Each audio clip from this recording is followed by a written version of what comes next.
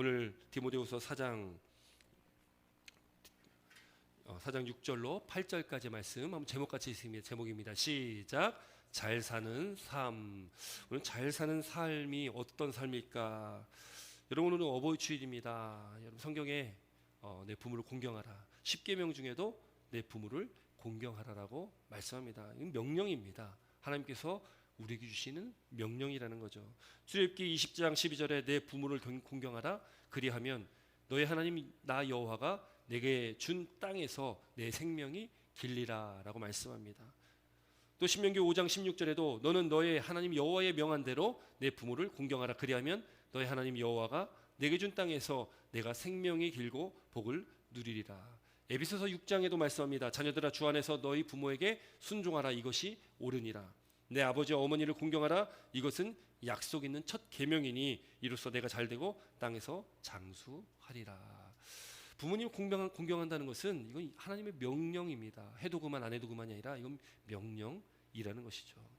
물론 이제 벌써 이미 부모님들께서 소천하셔가지고 이 땅에 계시지 않은 분들도 계실 것이고 아직 살아계신 분들도 있을 것입니다. 또 저와 여러분들 대부분이 부모된 입장에서 또 지금 있습니다.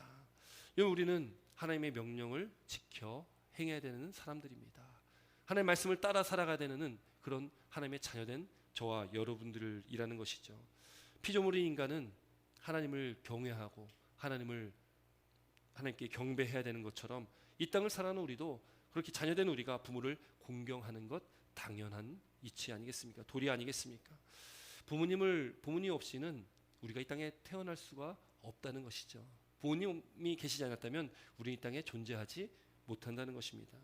만세전부터 택하시고 그렇게 예정하신 하나님의 은혜의 그 섭리 아래 부모님을 통해서 저와 여러분들이 이 땅에 태어날 수 있었던 것, 그것이 놀라운 하나님의 은혜요, 또 우리를 낳고 또 길러주신 우리 부모님의 은혜라는 것을 오늘도 우리가 기억하고 또 그 은혜의 사랑에 감사하는 복된 하루의 시간, 또 우리 모든 삶 가운데 날마다 감사함이 넘치는 그런 은혜가 우리 가운데 있길 주의 이름으로 축원합니다.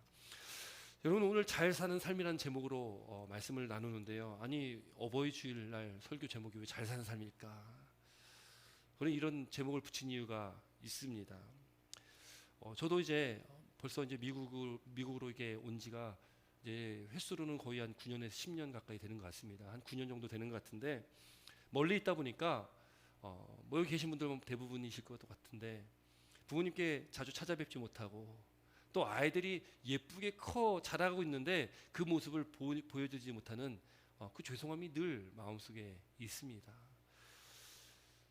그래서 이제 전화 통화를 할 때면 이제 부모님께 그런 죄송한 마음을 비출 때가 있죠.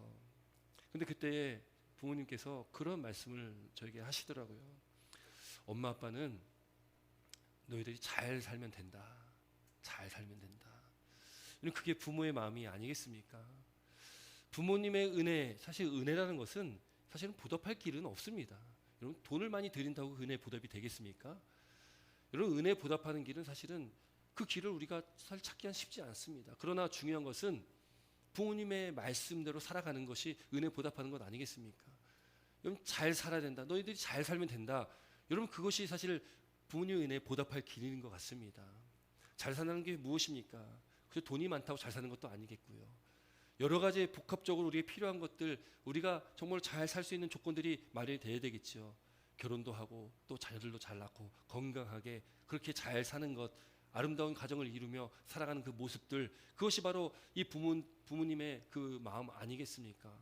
저도 이제 부모된 입장에 보니까 아직은 저희 아이들이 어리지만 그래도 이 아이들이 자라나서 잘 살았으면 좋겠습니다. 좋은 행복한 가정 이루고 건강하게 맡겨진 상명 잘 감당하면서 그 잘 살았으면 하는 것이 제 또 바람입니다. 부모의 바람이 그런 것 아니겠습니까? 잘 사는 것. 여러분, 우리가 잘 살아야 됩니다. 그럼 어떻게 해야지 우리가 잘 살 수 있겠습니까? 세상에서 말하는 잘 사는 기준과 우리가 영적인 삶을 살아가는, 예수를 믿고 살아가는 저와 여러분들이 잘 사는 그 기준은 아무래도 좀 차이가 좀 있죠. 세상에서 잘 사는 것은 무엇입니까? 돈을 많이 벌고 잘 되는 것, 건강하고 자녀들도 잘 풀리고 뭔가 남들보다 더 나은 모습으로 잘 사는 것이 세상에서는 잘 사는 모습 아니겠습니까? 그러나 우리가 하나님 안에서 잘 사는 것은 무엇이겠습니까? 믿음 안에서 우리가 신앙을 잘 지키면서 잘 사는 것은 무엇이겠습니까? 여러분 바라기는 우리 사랑하는 성도님들 세상에서도 잘 살고 또 주님 안에서도 잘 살기를 바랍니다. 우리가 잘 살아야 됩니다. 하나님께서 우리에게 그래서 복을 주시는 것 아니겠습니까? 오늘 우리가 앞서 제가 말씀 읽었지만 내 부모를 공경하라. 공경하면 내가 준 땅에서 내 생명이 길리라. 이게 무엇입니까? 이게 잘 사는 축복이거든요. 또 부모를 공경하면 그리하면 여호와께서 내게 준 땅에서 내 생명이 길고 복을 누릴 것이다. 부모를 공경하면 그런 복을 주시겠다 말씀합니다. 여러분 우리가 그 복을 받길 주의 이름으로 축원합니다. 그 하나님께서 주신 그 복이 저와 여러분들 가운데 있길 주의 이름으로 축원합니다. 이 땅의 삶을 살아가면서도 우리가 잘 되고 장수한 복을 얻는 저와 여러분들 되길 주의 이름으로 축원합니다. 그러나 우리가 꼭 잊지 말아야 할 것은 우리가 주님 안에서 잘 살아야 된다는 것이죠.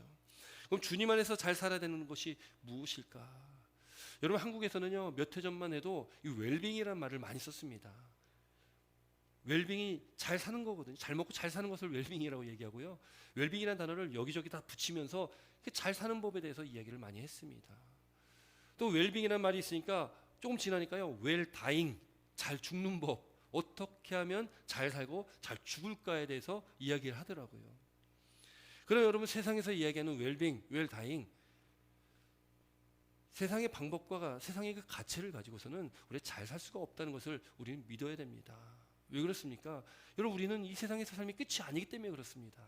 우리는 이 세상의 삶, 주어진 삶을 살고 이후에 우리가 들어가야 될 그 영원한 본향 하나님 계신 천국, 주님 계신 그 천국에 우리는 들어가야 되기 때문에 그렇습니다. 우리 이 땅의 삶은 잠시 잠깐 나그네와 같이 지나가는 삶이라는 것이죠. 엊그제 강수연이란 배우가 갑작스레 세상을 떠났습니다. 참 우리 인생이라는 게 그런 것 같습니다.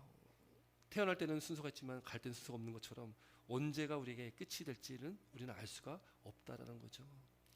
그렇다면 우리가 이 땅을 살아가는 동안에 우리에게 필요한 이 종말론적 신앙을 가지고 살아가는 저와 여러분들의 삶은 지금 살아가는 이 순간 내가 어떻게 살아갈까가 중요하고, 그럼 내가 지금 살아가는 이 순간, 지금 이 현재가 지금 어떻게 해야 우리가 잘 사는 것일까를 우리는 늘 끊임없이 생각을 해야 된다는 것입니다. 여러분 우리가 본문 읽었습니다. 오늘 디모데후서 이 말씀은 또 특히 오늘 이 4장의 말씀은 사도 바울이 기록한 것인데요. 사도 바울의 이 영적 아들이 있습니다. 사도 바울이 아들로 여기며 그렇게 영적 아들로 여겼던 이 디모데란 그 제자에게 지금 편지를 쓴 것입니다. 지금 사도 바울이 편지를 쓴 이 시기는 언제냐면 사도 바울이 2차 로마 감옥에 갇혀 있을 때거든요. 사도 바울이 2번 로마 감옥에 갇힙니다. 근데 첫 번째 갇힐 때는 감옥이라기보다는 그냥 주택에 가택 연금되어 거거든요. 그러다 보니까 사도 바울이 뭐 밖에를 자유롭게 다니지를 못하지만 밖에 있는 사람들은 사도 바울을 만날 수는 있었습니다. 그런데 이제 2번째 로마의 감옥에 갇혔을 때는 정말 지하의 그 감옥에 갇힌 것입니다. 빛도 들어오지 않는 추운 지하 감옥에 있는 그 순간입니다. 그리고 지금 이 디모데후서는 사도 바울이 가장 마지막에 기록한 편지입니다. 이 4장은 사도 바울의 유언장이다라고도 말을 합니다. 사도 바울은 예감합니다. 자신의 삶이 얼마 남지 않았다는 것을 예감하고 있다는 것이죠. 6절 한번 말씀 함께 읽겠습니다. 6절입니다. 6절 말씀 함께 있습니다. 좀 뒷부분 잘 안 나오는데요. 함께 읽겠습니다. 시작. 전제와 같이 내가 벌써 부어지고 나의 떠날 시각이 가까웠도다. 여기 보니까 나의 떠날 시각이 가까웠다. 이 말의 의미가 자기가 이제 살 날이 얼마 남지 않았다. 곧 죽게 될 것이다 라는 것을 말하고 있다는 거예요. 자신의 죽음을 예감하고 있다라는 것이죠. 근데 앞서 말씀 보니까요, 전제와 같이 내가 벌써 부어졌다라고 말씀하고 있는데 이 의미가 굉장히 쉽지 않습니다. 왜냐하면 전제라는 것은 이게 제사의 용어거든요. 이스라엘 백성들이 여러 가지 제사를 이렇게 드리는데 이 전제라는 단어를 우리 지금 가지고 있는 성경에는 기록하는데 개역 한글 이 전 버전에는 관제라고 기록합니다. 관제. 이 전제, 이 관제는 구약의 레위기와 민수기서에 기록되어 있는데요. 제사법에 대해서 이렇게 기록되어 있는데 제사장이 매일 2번씩 하나님 앞에 제사를 드립니다. 하루에 2번을 제사를 드리는 거예요. 해가 뜰 때와 질 때 흠없는 양을 잡아가지고 제사를 드립니다. 그 제사를 드리는데 이 양을 이 불로 태워서 이렇게 드리잖아요. 이걸 화제라고 합니다. 불로 태워서 드린다고, 또 상번제라고도 말을 합니다. 근데 그때에 이 제물로 사용되는 이 숫양 위에 포도주를 이게 조금 붓거든요. 정해진 양을 붓게 됩니다. 그것이 바로 전제입니다. 제물에 부어지는 포도주를 전제라고 하는 것이죠. 사도 바울이 얘기하는 거예요. 내가 지금 관제, 이 전제같이 벌써 내가 부음이 되었다. 내가 벌써 부어졌다라고 지금 이 고백을 하고 있거든요. 이 의미가 뭘까?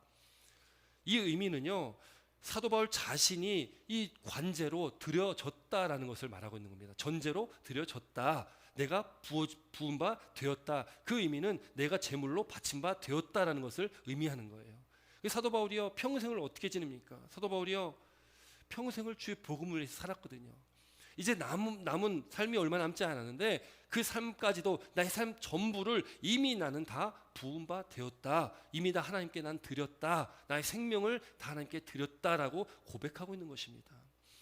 여러분, 우리가 한 분 생각할 수 있는 분이 있죠. 바로 예수님이십니다. 예수님이 이 땅에 오셨습니다. 우리 죄를 사해 주시고 우리를 구원해 주시해서 이 땅에 인간의 몸을 입고 오셨다는 거죠. 예수님께서 이 땅에 오셔서 짧은 기간을 그렇게 공생의 사역을 보내시면서 결국 나중에 예수님께 잡히시죠. 잡히시고 어떻게 됩니까? 채찍을 맞습니다.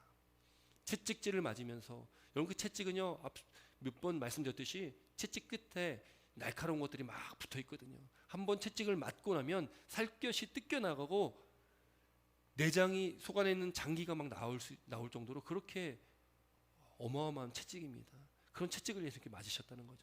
채찍에 맞으셨고 십자가에 달려 못 박히셨을 때에 물과 피를 다 쏟으셨습니다. 예수님께서 흘리신 이 물과 피가 바로 전제고 화제인 거죠. 전제고 관제인 것이죠. 그것을 쏟아내신 것입니다. 우리를 위해서 예수님께서 직접 죽으심으로 모든 것을 다 부어내셨다는 것이죠. 여러분, 우리가 이 세상에서 잘 사는 법은 무엇이겠습니까? 우리가 이 땅에서 우리 믿음의 삶을 잘 지키면서 잘 살아가는 법은, 잘 사는 삶은 하나님 앞에 우리 삶을 온전히 내어드리는 삶입니다.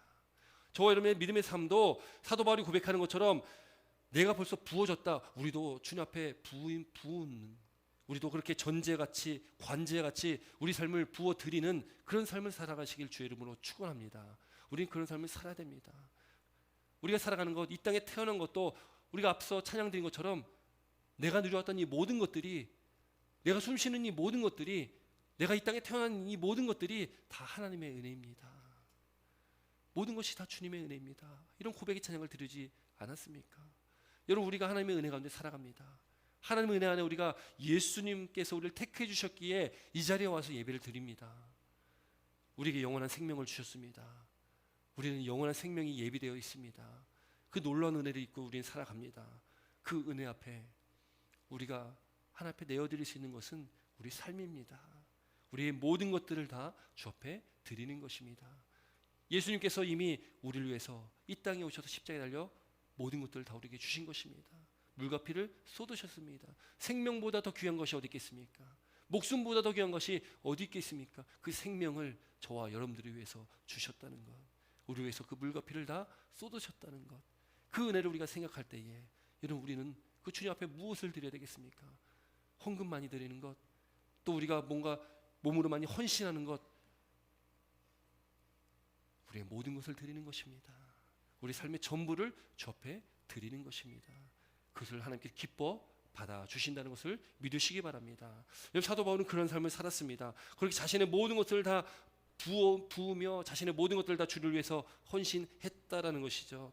그러면서 그는 자신이 이제 삶이 얼마 남지 않았다는 것을 그는 예감합니다. 그러면서 오늘 7절과 8절 말씀은 지나온 삶을 다 되돌아보면서 그 돌아온 삶을 회상하면서 고백하는 그런 말씀입니다. 우리 7절 말씀 한번 같이 읽습니다. 7절입니다. 시작.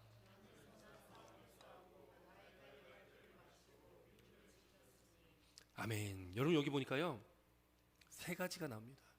선한 싸움을 싸웠다. 나의 달려갈 길을 마쳤다. 믿음을 지켰다. 여러분이 세 가지가요, 바로 저와 여러분들이 살아가야 될 그 길이라는 것을 믿으시기 바랍니다. 여기 선한 싸움이라는 것은 치고받고의 싸움이 아니고요. 사도 바울은 자주 인용했던 것이 무엇을 인용했냐면 운동 경기를 많이 인용을 했습니다. 권투도 인용한 적이 있고요. 또 달리기. 당시에 마라톤 경쟁이 많이 했는데 마라톤 달리는 것에 대해서 비유를 많이 했죠. 그래서 저 표대를 향하여 달려간다. 표대를 향하여 달려간다. 표대는 예수 그리스도를 상징하거든요. 그러니까 우리 인생길은 표대를 향하여 달려가는 인생이라는 겁니다. 끊임없이 경주해야 되는, 끊임없이 달려야 되는 것이 바로 우리 인생길이라는 것이죠. 여러분 인생, 여기 많은 연수를 살아오신 우리 권사님들, 장로님도 계시고 또 이제 더 살 날이 많은 우리 청년들도 있고요. 여러분 근데 인생길을 되돌아보면 어떠십니까? 인생길이 그렇게 녹록하지만은 않지 않습니까? 물론 행복하고 기쁘고 즐거운 일도 많이 있었겠지만 그것보다는 염려하고 근심하고 힘들었던 일들이 어쩌면 더 많지 않았을까요? 그래서 우리 인생을 세상에서도 뭐 광야에 비유하기도 하고요, 터널에 비유하기도 하고 뭐 이런 비유들이 있는 이유가 우리 인생길이 그렇게 쉽지만은 않기 때문에 그런 것 같습니다. 이 사도 바울도 늘 이야기했던 것이 그래서 이 싸움, 경주, 달리기에 비유를 했다는 거죠. 인생은 끊임없이 싸워 나가야 되는 것이고 끊임없이 달려야 된다는 것입니다.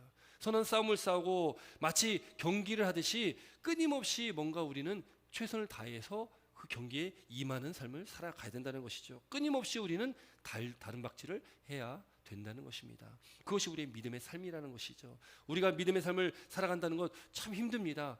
아니 교회 다니지 않으면, 내가 예수를 믿지 않았다면 오히려 더 편할 수 있습니다. 근데 교회 다니니까, 예수를 믿으니까 이것저것 걸리는 것이 너무 많습니다. 그전에는 죄라고 생각하지 않았던 것들도 죄라고 얘기하고 자꾸 교회 오면 회개하라고 하고, 교회 오니까 더 뭔가 무거워지는 것 같고, 아니 교회 나오지 않았으면, 내가 예수님 믿지 않았으면 괜히 이 감정 소비하지 않을 텐데. 인간관계 속에 얼마나 어렵습니까? 교회 안에서 봉사하다 보면, 일하다 보면 괜히 별것도 아닌 일에 막 부딪히게 되고, 믿음의 삶이요 참 쉽지 않다는 거죠. 참 쉽지 않습니다. 그 예수님께서 말씀하셨잖아요. 나를 따르려거든, 날 따르는 길이 편한 길이 아니라고. 나를 따르려거든 자기를 부인하고, 자기 부인이라는 것이 나를 내려놓는 것이거든요.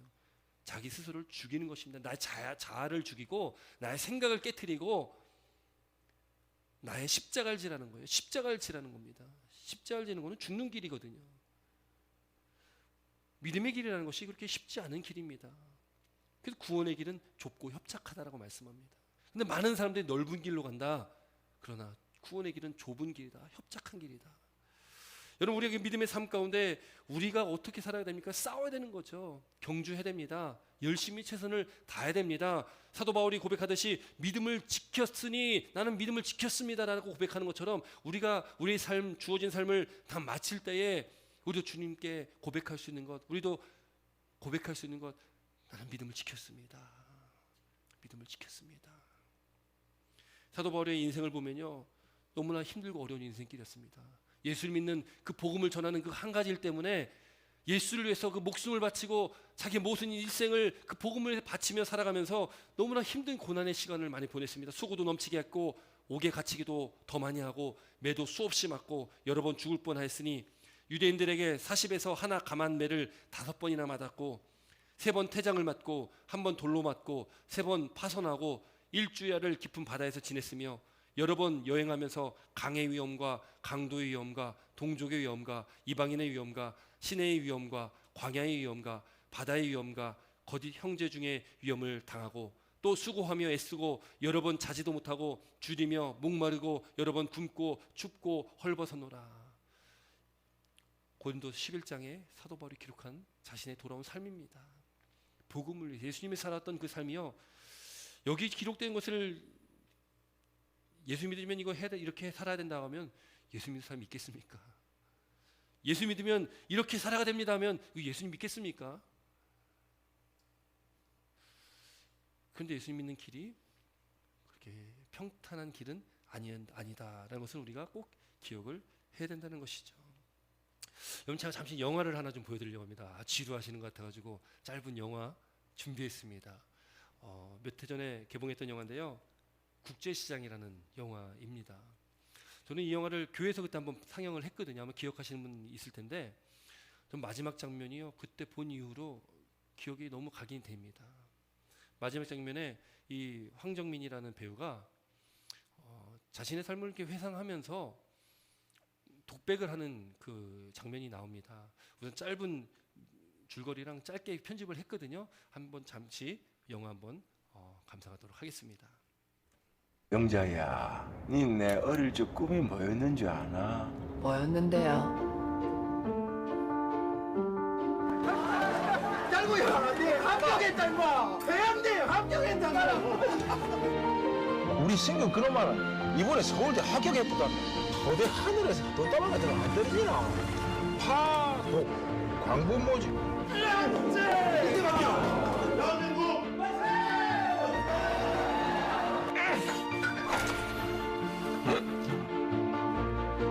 뭐 가난했겠죠. 그래서 새가 빠지게 번 돈 싹 다 한국으로 부채시키고. 동네 사람들 형님 뭐 뭐라 하는 줄 압니까? 부모 형도 잘 만나갖고 학교도 제대로 못 다니고 1년 360을 뼈 빠지게 일만 한다고. 승기야 패스라. 이야.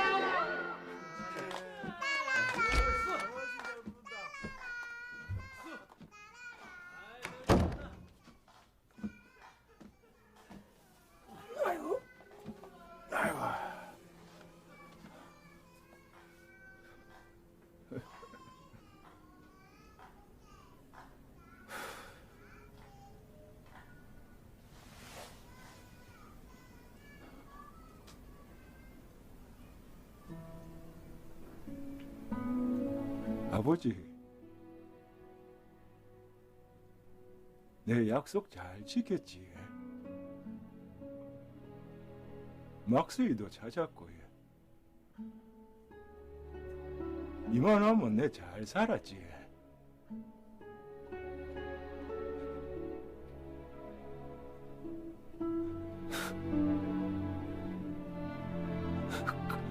근데 내 진짜 힘들었거든요.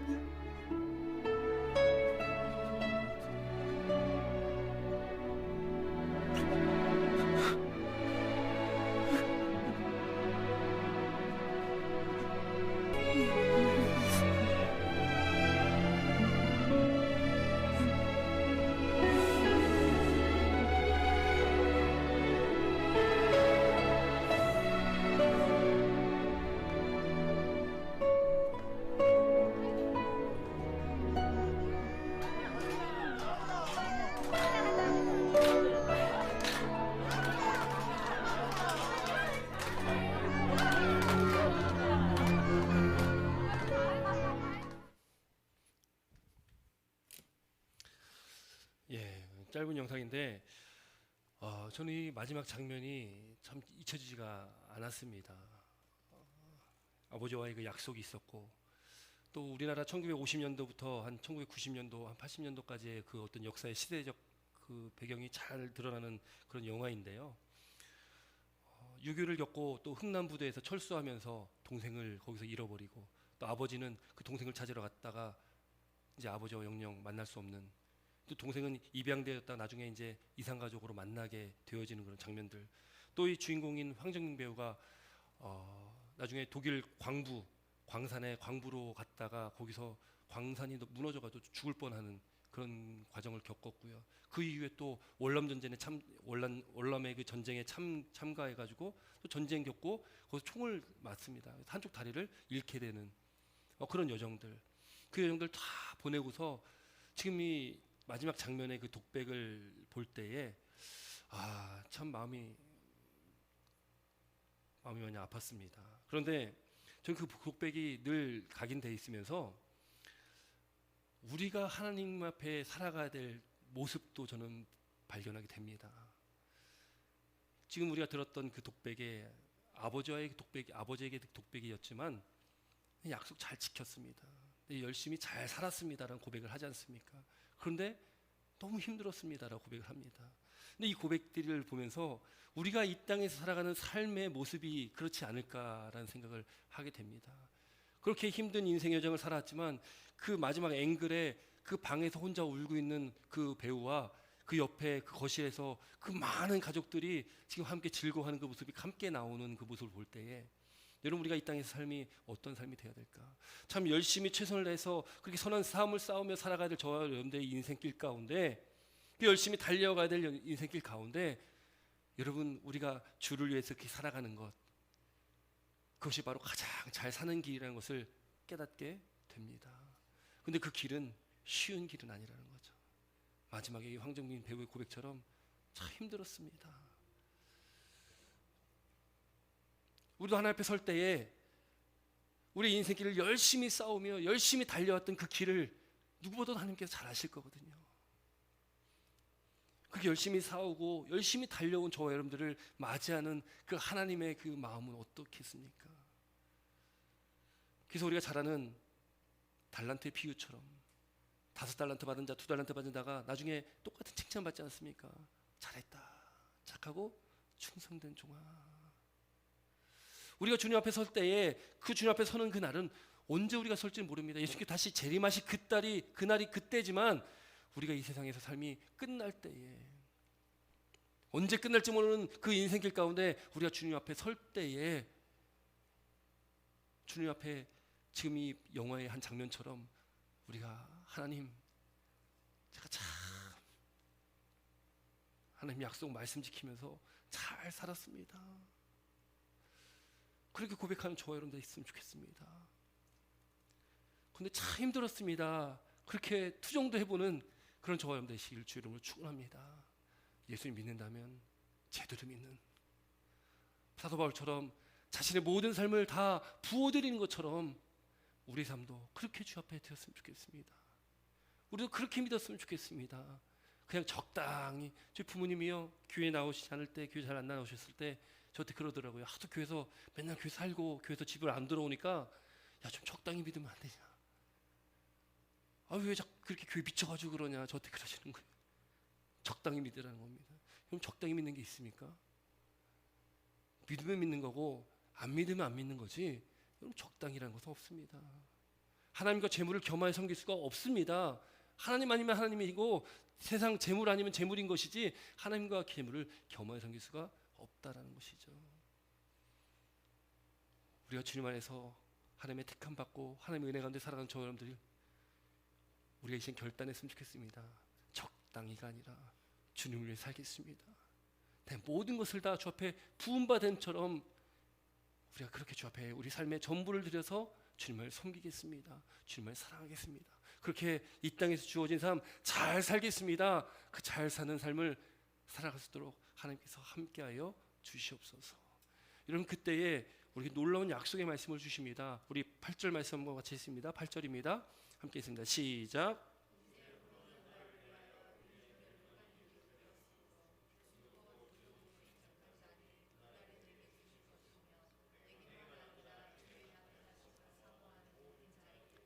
아멘. 여러분 우리가 이 땅에서 그렇게 선한 싸움을 하고 달려갈 길을 열심히 달리면 그렇게 우리가 믿음을 지키면 우리에게 예비된 것이 있다는 거예요. 그것이 뭡니까?